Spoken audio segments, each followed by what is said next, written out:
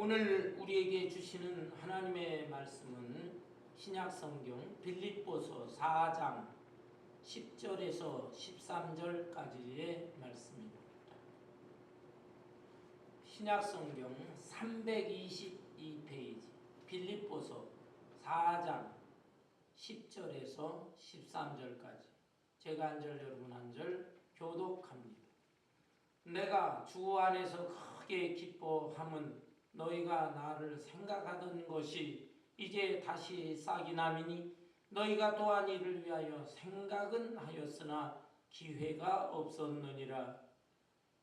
내가 궁핍함으로 말하는 것이 아니라 어떠한 형편이든지 내가 다져가기를 배웠노니 나는 비천에 처할 줄도 알고 풍부에 처할 줄도 알아. 모든 일 곧 배부름과 배고픔과 풍부와 궁핍에도 처할 줄 아는 일체의 비결을 배웠노라.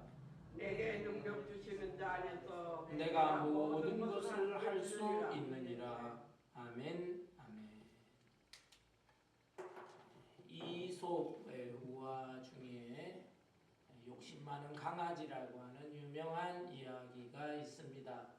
어느 날 한 강아지가 입에 고기 덩어리를 물고 산길을 가고 있었습니다. 시냇물을 만나게 되어서 난감했는데 다행히 그 시냇물 위에 다리가 놓여져 있었습니다. 이 강아지는 다리 위로 건너가게 되었어요. 그런데 다리 중간쯤 되어서 밑을 내려다보니까 그 시냇물 물속에 또 한 마리 강아지가 있는 것입니다. 그 강아지 역시 자기처럼 입에 고기 덩어리를 물고 있는 것입니다. 이때 이 강아지는 욕심이 생겼습니다. 자기가 가지고 있는 고기 덩어리는 생각하지 않고 저 물속에 있는 강아지 저놈이 또 고기 덩어리가 있네. 자기 거보다도 더 크게 보이네. 저것까지 빼앗아 먹어야 되겠다 라고 생각을 해서 이 강아지가 싸우겠다고 위협을 주면서 왕왕 짖어댔습니다. 그 순간에 이 강아지 입에 있는 고기 덩어리가 어떻게 됐겠어요? 그것이 입에서 떨어져 물속에 빠지고 말았습니다. 이 강아지는 얼마나 허탈했겠어요? 물속에 있는 강아지는 진짜 강아지가 아니고 자기 모습이 비춰진 것이고 그것에 대해서 허망한 것에 욕심을 내다가 그것도 얻지 못하고 심지어 자기가 가지고 있는 고기 덩어리까지 잃어버리게 될 것입니다. 여러분, 이 이야기가 주는 교훈이 무엇입니까? 남의 것에 대해서 너무 욕심내지 마라. 그리고 허망한 것에 대해서 너무 욕심내지 말아라. 자기가 가지고 있는 것에 만족할 줄 아는 이런 지혜를 갖고 이런 삶의 자세를 취해라 라고 하는 교훈이 되는 이야기인 것입니다. 오늘의 이 본문 말씀은 바울 사도가 로마 감옥에 갇혀 있으면서 빌립보 교회 교인들에게 보낸 편지 내용의 일부입니다. 바울 사도는 선교사였습니다. 그래서 여러 곳에 짧게는 몇 개월, 길게는 몇 년 머무르면서 교회들을 많이 개척을 했습니다. 그런데 처음에는 이렇게 옮겨 다니면서 교회를 세우고 또 자기가 세웠던 교회 성도들과 연락을 주고받고 교류를 했어요. 그렇지만 시간이 지나다 보니 그 교류가 점점 뜸해지고 심지어는 어떤 교회는 교제가 완전히 중단이 되기도 했던 것입니다. 그러다가 바울 사도는 마침내 로마의 감옥에 갇히는 신세가 되었습니다. 이 소식이 널리 전해지게 되면서 여러 개척했던 교회들은 우리 바울 사도가 저렇게 한평생 고생하다가 이제 감옥에까지 갇히게 되었구나 안타까이 여기고 또 기도를 해주었습니다.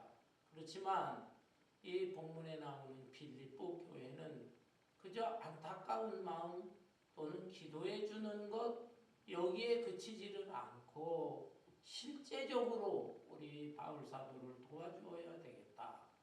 대표자를 선정했어요. 에바브로디도라고 하는 대표자를 통해서 먹을 거, 입을 거, 또 필요한 돈 이런 것들을 가지고 가서 직접 바울 사도에게 전해주게 했던 것입니다. 바울 사도는 너무 감사했어요. 너무 기쁘고 반갑고 감격했어요.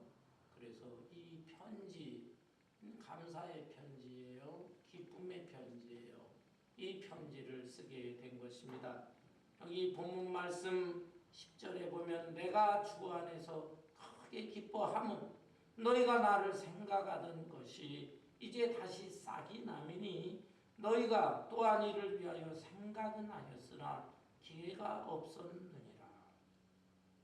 바울 사도는 이렇게 자기를 생각해주고 기억해주는 이 빌립보 교회에 감사했던 것입니다. 그동안의 교류가 중단이 되었는데 그것은 너희들 탓이 아니다. 마음속에 늘 생각을 했는데 어떤 계기, 특별한 기회가 없어서 교류가 끊어진 것 같다. 그런데 이제 내가 이렇게 감옥에 갇혀 있다고 하는 이런 상황 속에서 딱한 처지에 놓인 것이라 생각을 해서 직접 에바브로디도까지 보내서 나를 도와주고 있으니 참으로 감사하다. 이런 표현을 하게 된 것입니다.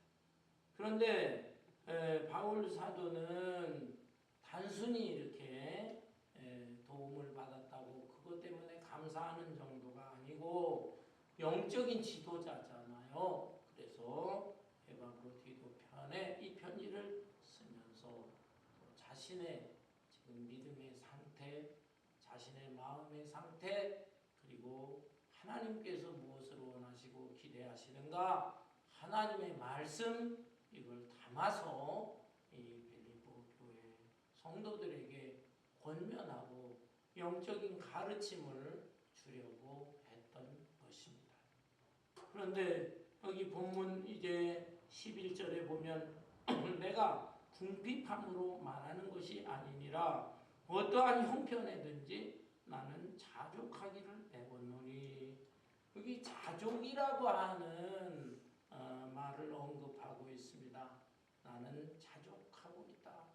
이 자족하는 것을 배웠노라 이렇게 고백하고 있습니다. 여러분 자족이 무엇입니까? 한자로 보면은 스스로 만족한다라는 거예요. 스스로 만족한다. 그런데 이 만족에는 두 가지 종류의 만족이 있습니다. 영어로 표현한다면 하나는 satisfaction이라는 만족입니다. satisfaction. 이 단어는 주로 자기가 마음속에 원하는 욕망 또는 어떠한 환경 조건 이런 것이 이루어질 때 나는 너무 좋아. 나는 기분이 좋아. 나는 만족하고 행복해. 이렇게 느껴지는 만족입니다. 그런데 또 한 종류의 만족이 있어요. 이것은 영어로 contentment라고 하는데 이 만족은 환경이나 조건이나 상황과는 상관이 없어요. 그런 것이 어떠하든지 어떠한 형편에 처해 있든지 나는 만족한다 라고 하는 이런 종류의 만족인 것입니다. 바울 사도의 경우는 이 두 가지 만족 중에 어떤 만족일까요? 바로 두 번째 컨텐트먼트의 만족이라는 것입니다. 바울은 지금 로마 감옥에 갇혀 있는 신세예요. 그러면서도 나는 만족한다. 나는 내 마음이 편안하다. 나는 내 마음이 기쁘고 이것으로 충분히 행복하다 라고 고백하고 있는 것입니다. 여러분 바울 사도는 도대체 어떻게 이러한 자족감을 가질 수가 있었을까요? 이 자족한 삶의 비결이라고 하는 것이 도대체 무엇일까요? 첫째로 생각할 것은 자신의 정체성을 분명히 인식하고 사는 것입니다. 여러분, 우리 자신은 누구냐? 다른 동물이나 짐승들하고 다른 인간이다. 하나님의 형상을 입은 인간이다. 만물의 영장인 인간이다. 그 가운데 우리 크리스찬들은 누구냐 하면 하나님이 은혜로 선택해 주셔서 죄를 용서해 주신 하나님의 자녀다. 그리고 우리는 하나님 나라의 백성이다. 이 땅의 일반 사람들과 어울려 살지만은 전혀 소속이 다르다.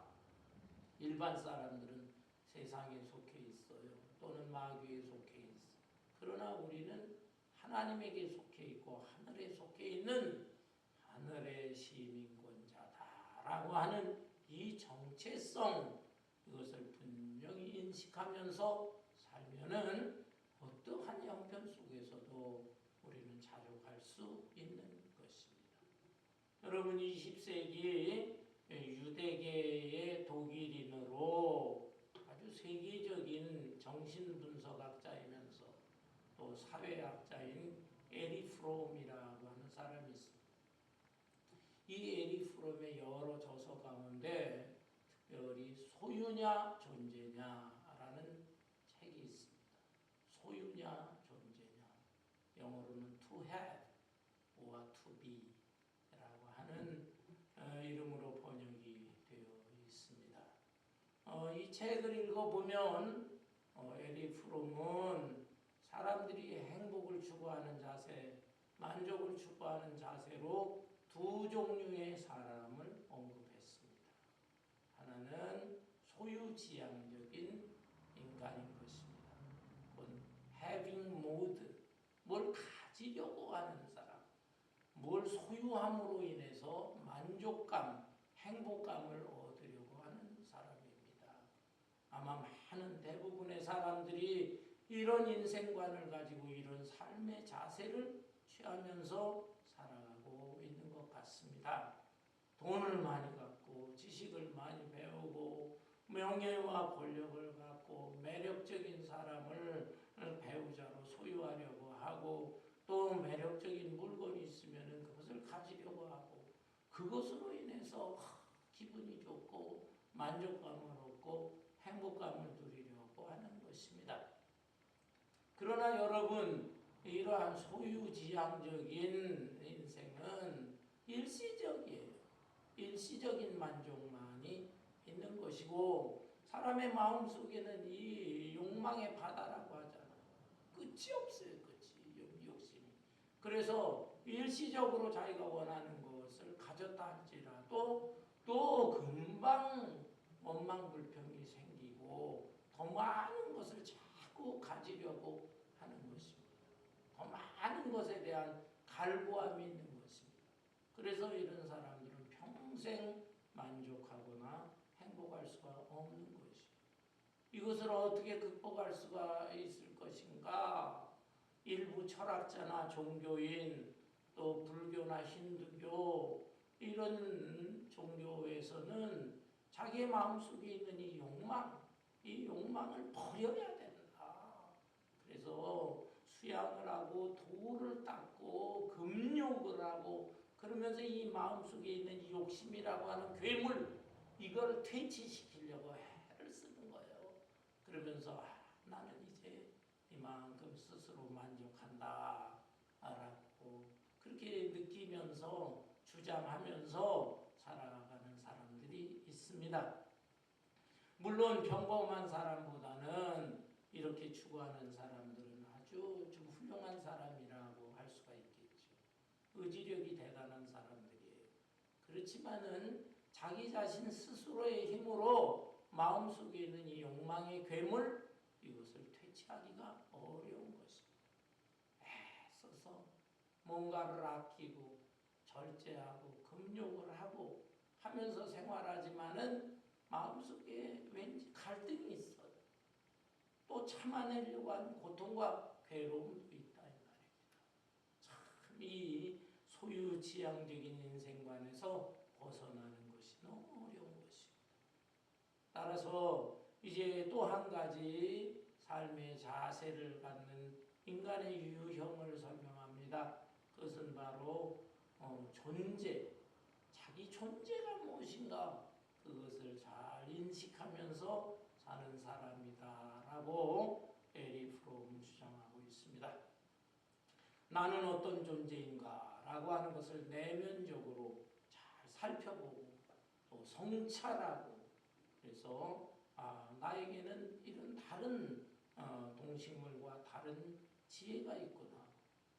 또 지식과 재능이 있구나. 또 다른 사람과 비교해 볼 때 내가 부족한 것도 있지만 나은 것도 있구나.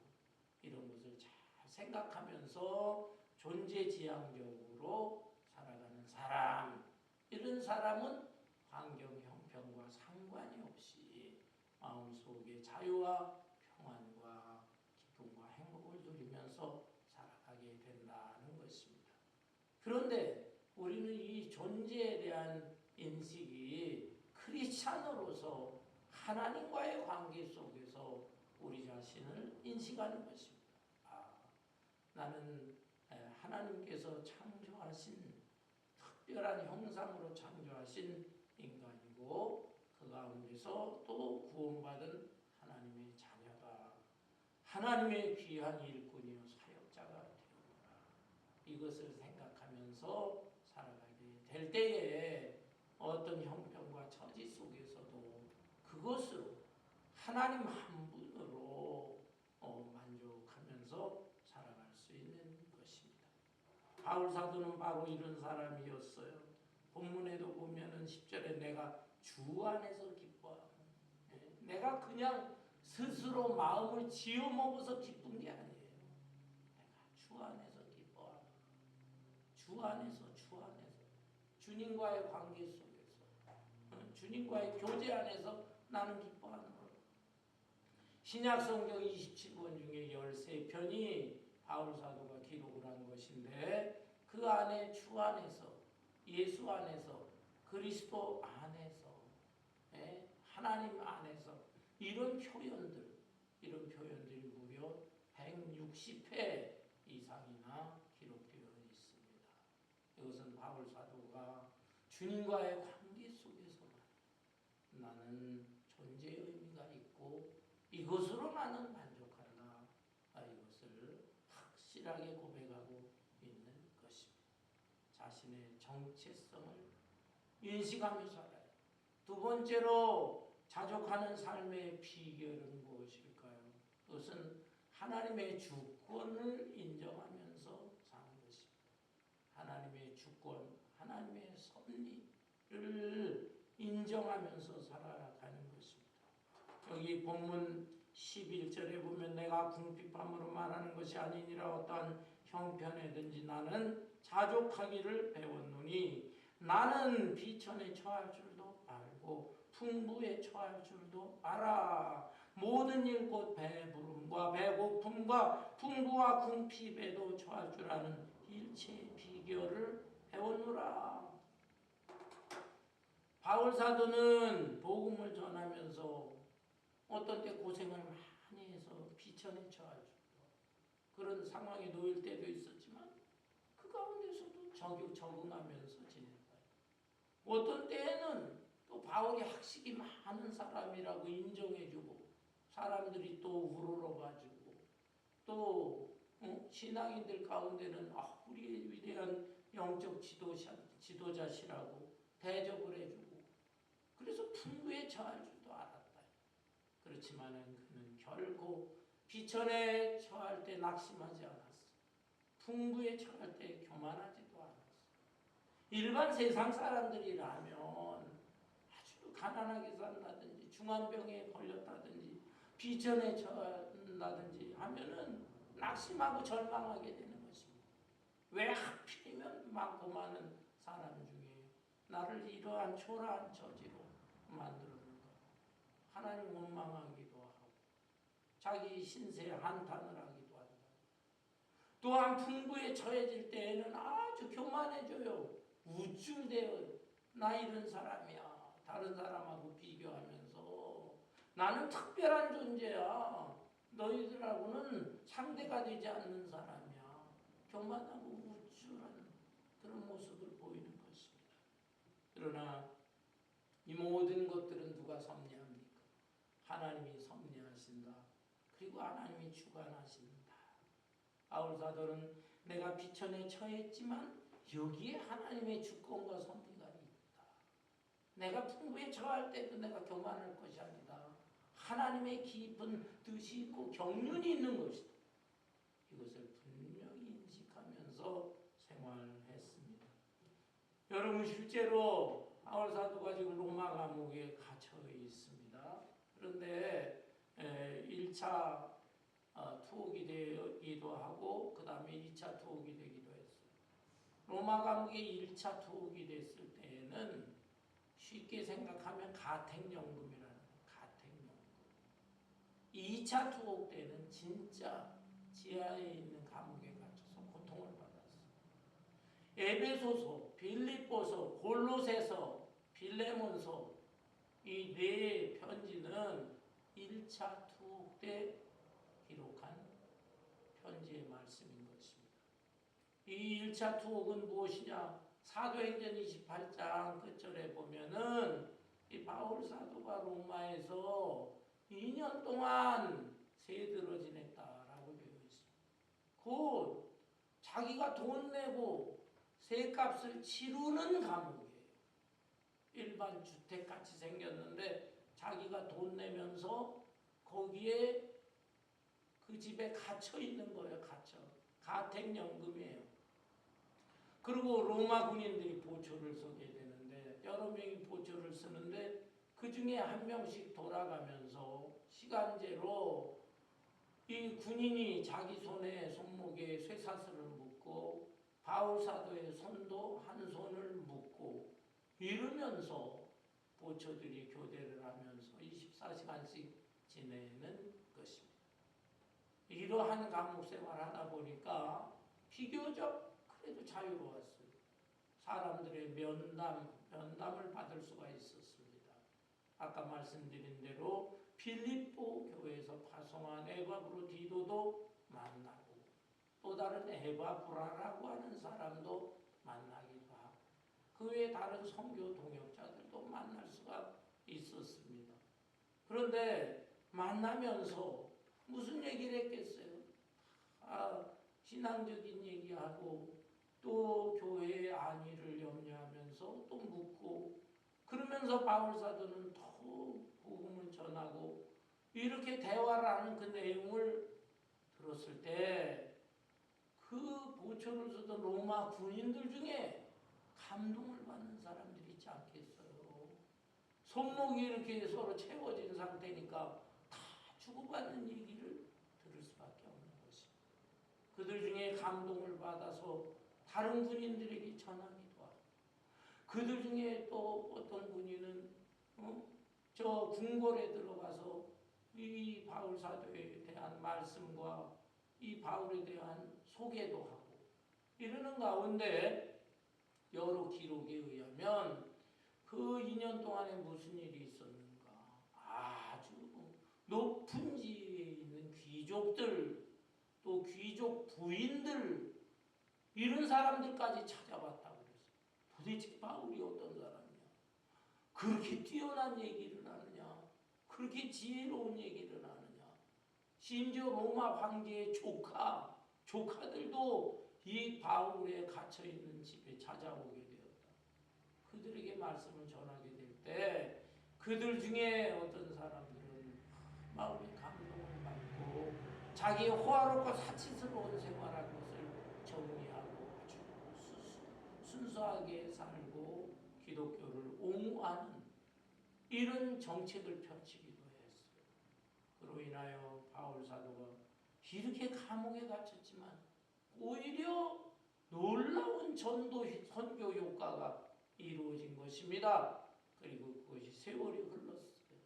250년, 300년 세월이 흘렀을 때 이 로마는 거대한 다른 나라까지 식민 독재라는 로마 제국을 형성했는데 이 로마 제국을 어떻게 하면 하나의 공동체로다가 잘 다스릴 수 있을까? 로마 황제들이 고민하게 되잖아.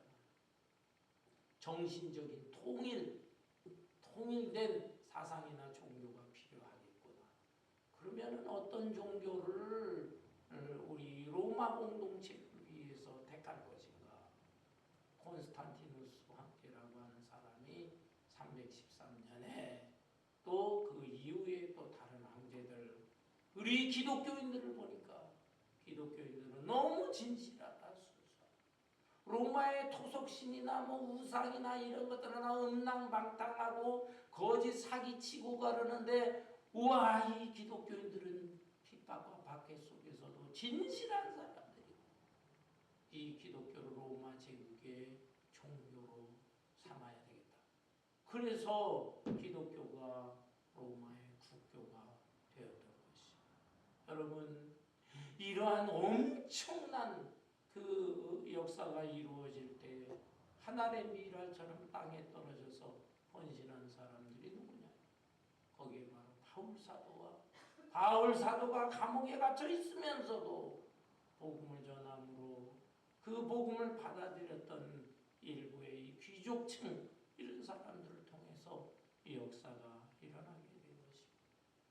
비천에 처해 있다고 그것 때문에 아주 그 짧게 생각을 하면서 이 어려운 상황 속에서 낙심하고 절망한 게 아니다. 이 가운데서도 하나님이 섭리하고 하나님의 주권이 임하는 것이다. 풍부에 처할 줄도 그때도 마찬가지인 거예요. 일시적으로 자기가 모든 일이 잘 풀리고 편안해지고 하게 될 때 나 혼자 호요식하라고 하나님이 허락한 것이 아니라, 이렇게 풍요로운 삶 속에서 하나님 나에게 원하시는 것이 있구나. 그래서 자기 풍요로움으로 오히려 어려움 당한 사람, 고난 당한 사람을 도와줄 수 있는 이런 역할과 사명을 감당해야 되는 것입니다. 이런 사람들은 바로 진정 하나님의 주권과 섭리를 믿으면서 살아가는 자족의 삶을 살아가게 되는 것이죠. 아울러서 세 번째로 하나 더 생각할 것은 궁극적인 승리를 믿는 것입니다. 최종적인 승리를 믿는 것입니다. 바울 사도의 생을 보면은 복음을 전하면서 엎치락 뒤치락 뭐 여러 가지 환난과 고통과 괴로움도 있었어요. 그렇지만은 그가 그 가운데서도 어떻게 그렇게 스스로 만족하는 자족의 삶을 살 수 있었을까요? 바울은 항상 최종적인 것을 생각했어요. 최후에 우리는 승리한다. 우리는 영원한 세계에 들어가게 되는 것이다. 바울 사도의 유명한 신앙 고백이 무엇입니까? 로마서 8장 18절에 보면 현재의 고난은 장차 누릴 영광에 좋게 비할 바가 못된다. 현재 당하는 이 고난과 어려움이 있을지라도 장차 누릴 영원한 세계에 비할 바가 못되는 것이다. 우리 장로교를 창시했다고 하는 칼빈 선생이 마지막 세상을 떠날 때 그 로마서 8장 18절의 말씀은 계속해서 암송하면서 떠났다고 전해지고 있습니다. 현재의 고난은 장차 누릴 영광에 좋게 비할 바가 못된다. 바울 사도는 또한 디모데후서 4장 6, 7절, 8절 거기에 무엇이라고 말하고 있습니까? 로마의 1차 감옥이 가택연금의 상태에서 그렇게 한 2년 동안 지내다가 잠깐 풀려났어요. 1년여 동안 풀려났어요. 그동안에 이 바울 사도는 또 자유롭게 복음을 전하다가 이번에 또다시 붙잡혔어. 그리고 2차로 다 감옥에 갇히게 되는데, 그때는 진짜 우리가 생각하는 감옥, 그 지하 속에 묻혀져 있는 그곳에서 꼼짝을 못하고 쇠사슬에 매여가면서 고통받는 그 감옥에 갇혀 있는데, 그 속에서 바울은 고백합니다. 자기가 이제 이 세상 떠날 날이 가까이 왔구나. 그러나 내가 선한 싸움을 싸우고 끝까지 믿음을 지켰으니 나는 이제 이후로는 우리 주님께서 예비하신 의의 면류관을 받게 될 것이다.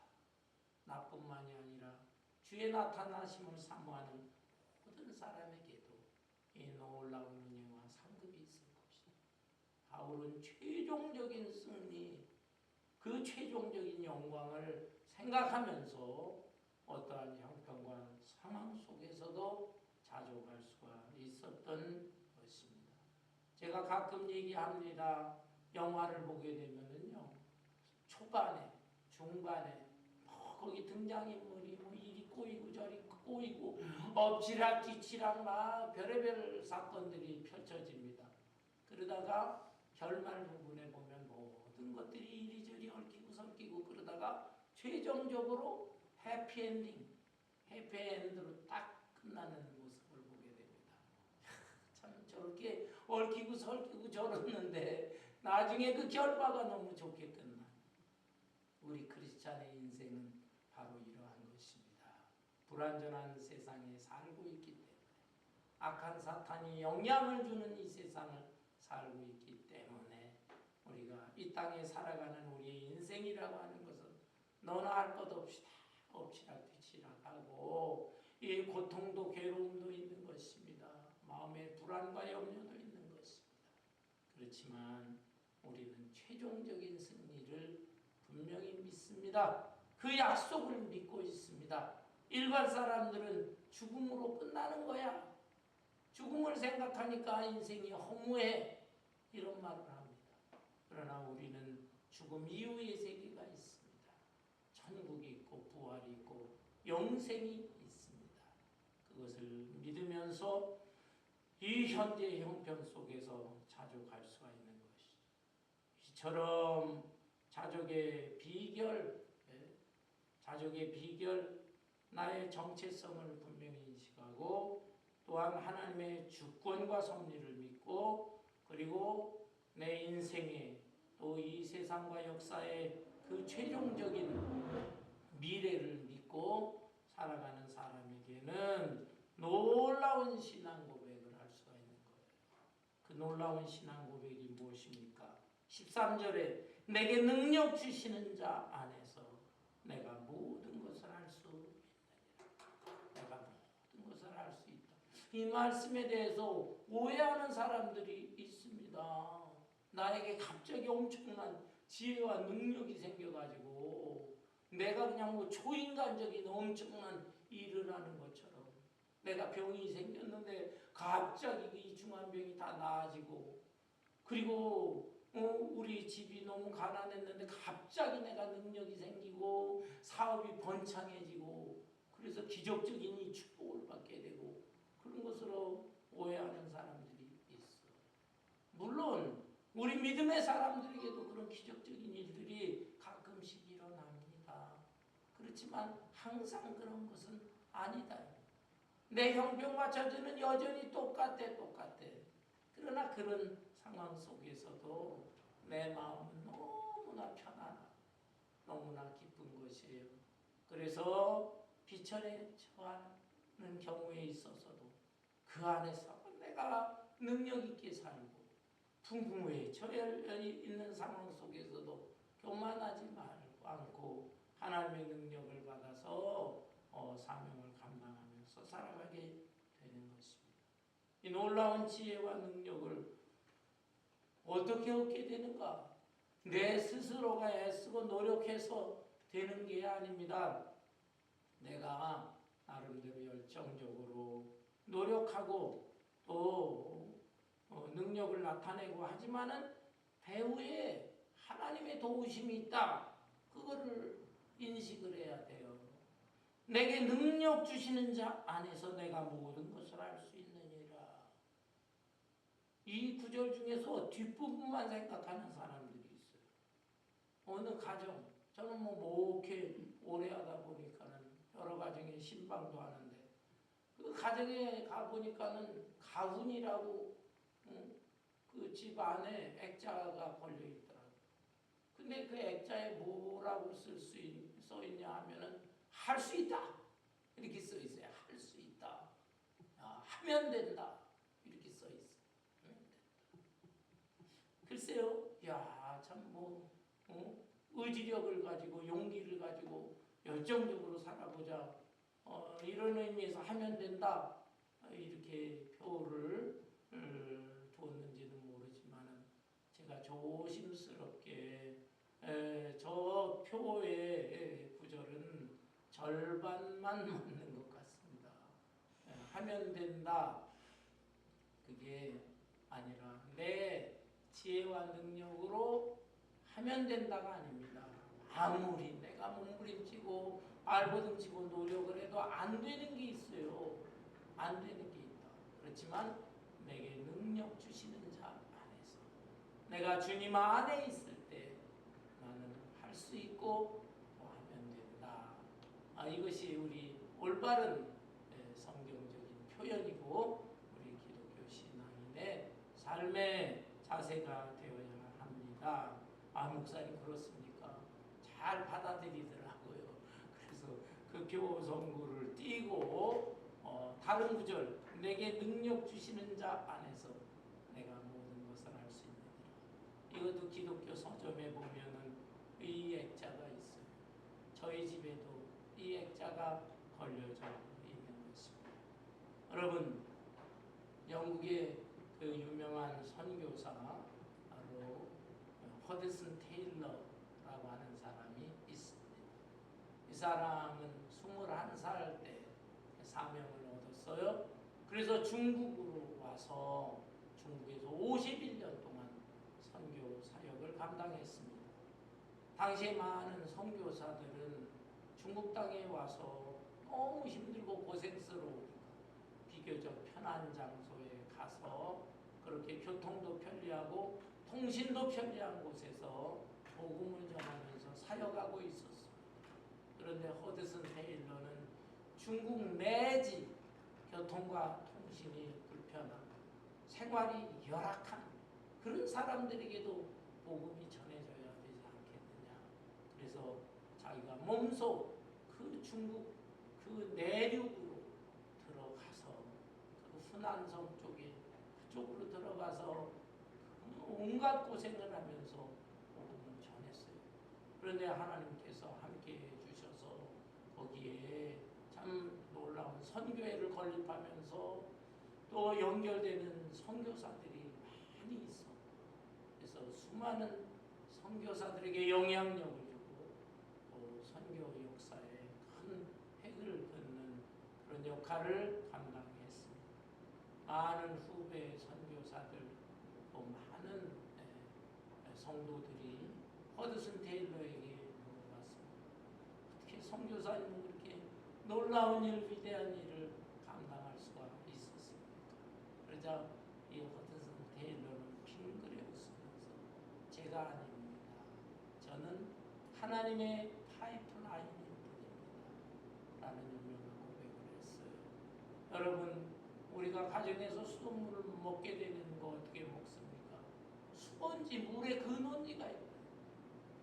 그 수원지로부터 하나 파이프라인이 연결되어서 우리가 가정에서 자유롭게 먹을 수가 있는 것입니다. 자기는 물을 공급하는 사람이 아니다. 물을 공급하는 물의 근원, 수원지 역할을 하는 분은 하나님이시다. 그리고 나는 그 하나님과 연결되어 있는 가느다란 파이프라인에 불과한 사람입니다. 이렇게 겸손하게 고백을 했다고 합니다. 사랑하는 성도 여러분, 우리에게 주어진 인생을 어떻게 살아야 되겠습니까? 또 세상이 너무나 하루가 다르게 급변하는 이러한 세상입니다. 어떻게 살아야 됩니까? 아무리 머리를 쓰고 궁리를 해보고 한다고 해도 거기에 올바른 답은 없습니다.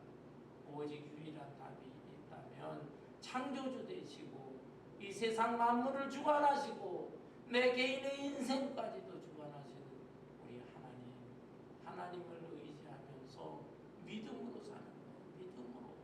그리고 주 안에서 자족하면서 사는 거예요. 내가 누구냐? 나는 하나님의 자녀예요. 하나님입니다. 또한 하나님의 주권과 섭리, 나를 향한 하나님의 뜻이 있을 거예요. 지금 내가 형편이 이러한 상황에 처해진 것도 하나님의 오묘한 섭리와 경륜이 있을 거야. 그것을 믿고 그리고 최종적으로 선한 일, 악한 일, 힘든 일, 괴로운 일 뭐 있는 것 같지만 그 모든 것들이 다 합력해서 최종적인 소원을 이루게 되는 것이다. 로마서 8장 28절 하나님을 사랑하는 자 그 뜻대로 부르심을 입은 자들에게는 모든 것이 합력해서 선을 이룰 것이다. 그리고 최종적인 궁극적인 승리를 하게 될 것이다 라고 하는 이 뚜렷한 신앙과 믿음의 자세를 가지고 현재의 삶 속에서 누구도 감히 흔들어댈 수 없는 마음의 자존감을 가지고 행복한 삶을 살고 그러면서도 그 하나님 주신 역할과 사명을 잘 감당해 갈 수 있는 저와 여러분 되시기를 주님의 이름으로 축원합니다. 찬송